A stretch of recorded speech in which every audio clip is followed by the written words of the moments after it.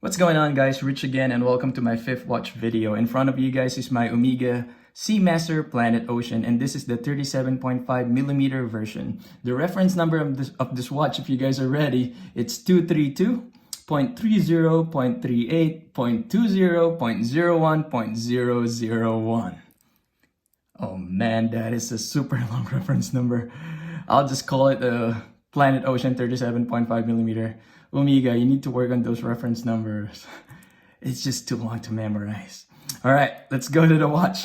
So again, this is the 37.5mm version. I do prefer the mid-size because I only have a 6.25-inch wrist.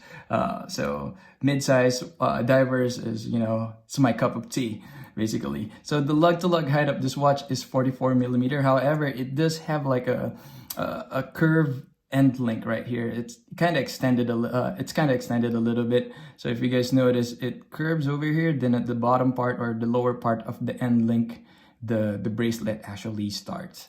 So I would say roughly I would add from 44 I would add another maybe 3 or 4, so it may be 47 or 48mm total lug to lug height, including the end link, the curve on the end link. But actually, I was surprised when I tried on this watch. This end link actually helps a lot to keep the watch in place when you're wearing it. So, it keeps the watch on your wrist. Even though you shake your wrist, this watch won't move. So I think, the reason why it doesn't move is not just because of the weight of the watch, but because of this curve end link design that Omega did with this Planet Ocean. So I'm actually a big fan of it. Another reason why I bought this watch, not just like, the end link, of course, is because of the bezel. This one comes with a ceramic bezel, but unlike your typical ceramic bezel, from Omega or from other brands, this one is actually matte. It's actually matte gray. When the lights hit it, you get that ghost bezel feel to it. It's not like your typical shiny, glossy bezel.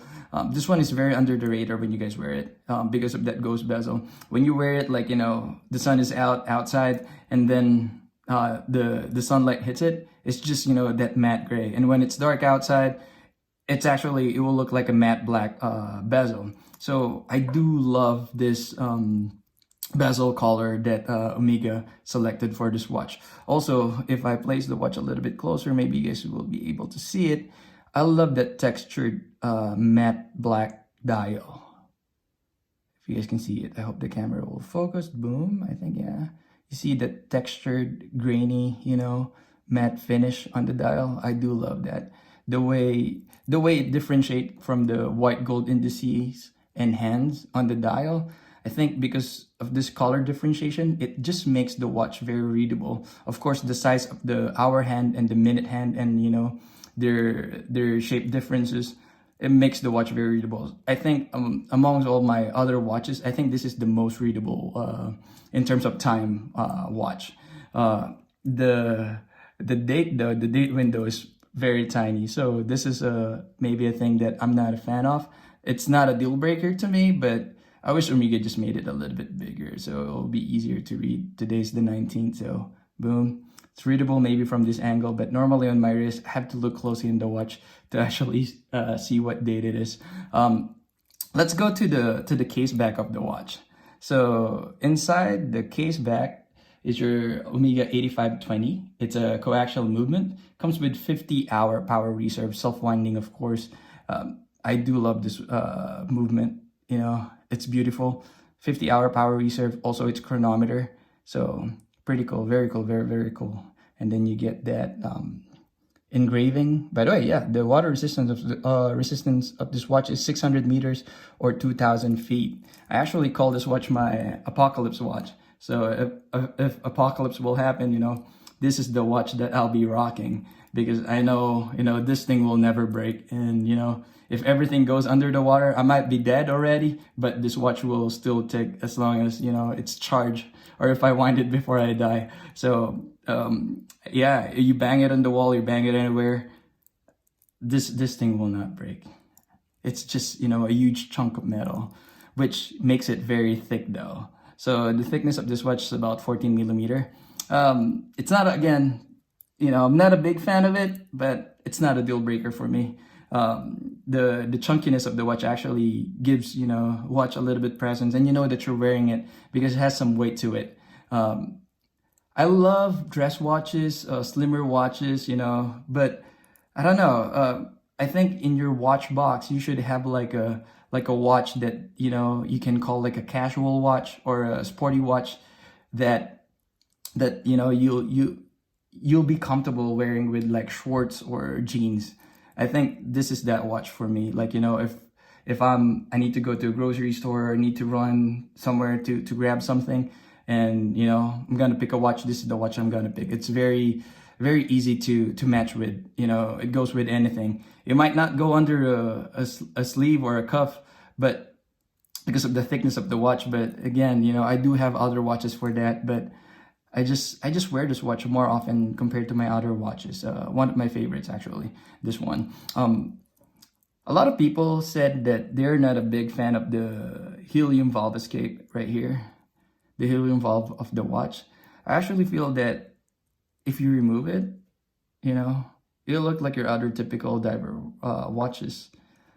I think with the helium valve escape, it makes it like it shows that you're wearing a Omega, because that's like a Omega DNA, coming from the original Seamaster Professional, and they still kept it on this planet ocean variation. I think actually it makes the watch very recognizable. I think keeping this Omega signature on this watch, makes it very true and original. I don't hate it. I don't love it either, but actually I think it's converting me, little bit, bit by bit. I think I'm being like becoming a fan of it. I don't use it. I'm not a saturation diver. The closest, to diving that I've ever been would be snorkeling. So again, it's my apocalypse watch. That's the reason why I bought this one, and I just love the design of this watch.